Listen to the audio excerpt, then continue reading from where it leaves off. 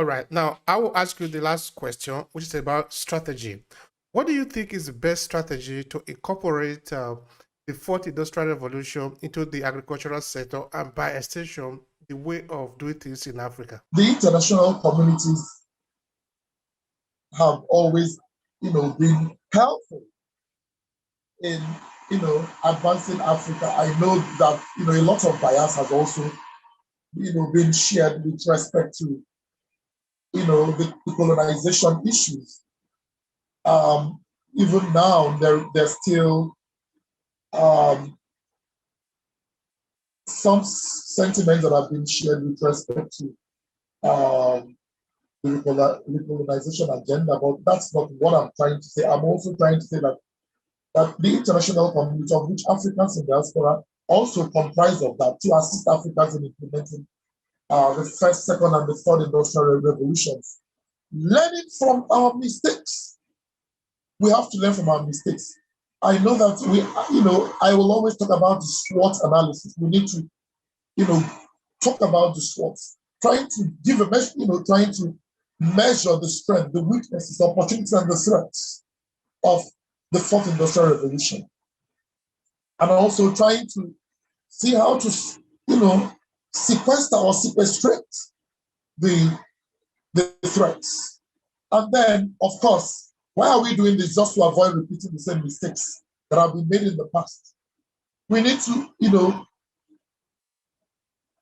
keep away from the mistakes and, of course, over-interference by international institutions will not increase development. So Africans must be given the freedom to lead our own continent and also use our own talents, our own skills, our own expertise, expertise to bring about development. Let me talk like Dr. Arikana, who, she had, been, a major voice for Africans, diaspora issues and all of that. She has been working with the African Development Diaspora Institute, and there are lots of Africans that are, doing one or two great things, playing their own, role to see that all of this is actualized. For me, for myself, I am a roving ambassador. Some persons do not even know that I'm an ambassador with the state of the African diaspora, and that also has given me a lot of influence and also a lot of voice, of which we are also developing frameworks. We are also developing strategies to see that international institutions, are moderately, interfering with, African affairs. But with the leadership of Dr. Judges Louis Ting, who is the Prime Minister of the State of the African Diaspora, and with other diaspora groups, a lot will be unlocked in Africa. A lot will be unlocked in Africa. And I have also seen that, like I mentioned about the education system, African universities is also very important, like the Association of African Universities, which is working closely with some of the diaspora groups, and also even with the African Council on Small Business and Entrepreneurship, which I'm also a chair in it, as the International Advisory Council for the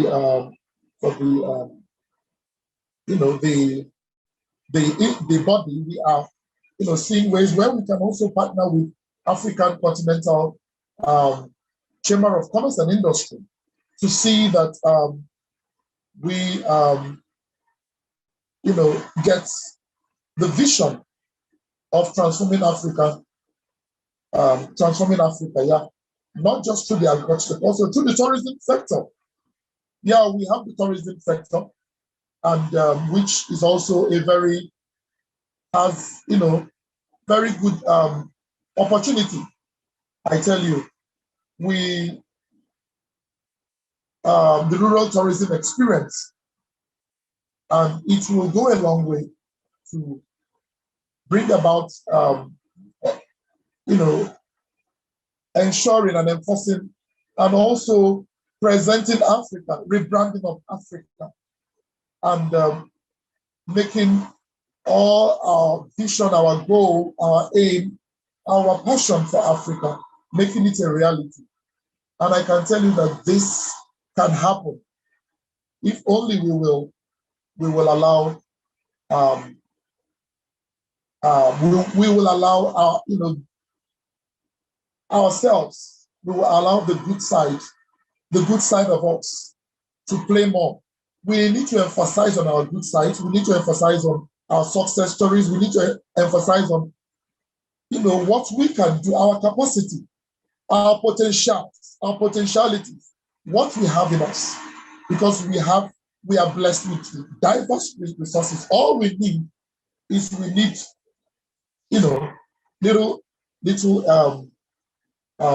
motivation, and then we will get there. Thank you very much, Dr. Ikechi. I really appreciate the time. It's been really rewarding. I don't know if you want to say any other thing, because I've come to the end of the podcast. It's really rich on my part. So is there anything you want to say? Hey, in fact, there is this thing that you are holding next to you. He said, Excellence Award. Do you want to say anything about that before you conclude it? Okay, yeah. Well, I had to bring it closer to me because this was an award. It's a national award, which was presented to me by the Pan-African agricultural journalists as the agroeconomist of the year in 2017. I have never displayed this plaque before, but it means so much to me because 2017 was a turning point in my career as an agroeconomist, and it was the same very year that I was exposed to lots of international connections or networks, which has also helped to bring me to the fore, or to the fora, or to the forum where I am, part of discussions on how to transform Africa. I was also, asked to be one of those in the academia and research stakeholder group at the Global Food Security Strategy, which was initiated by the United States Agency for International Development in my country, Nigeria. And so lots of people have been asking me questions about that, and I tell them, yes, I'm a Pan-Africanist, and just like one of our friends who loves to identify with Africa, her name is Dr. Eileen.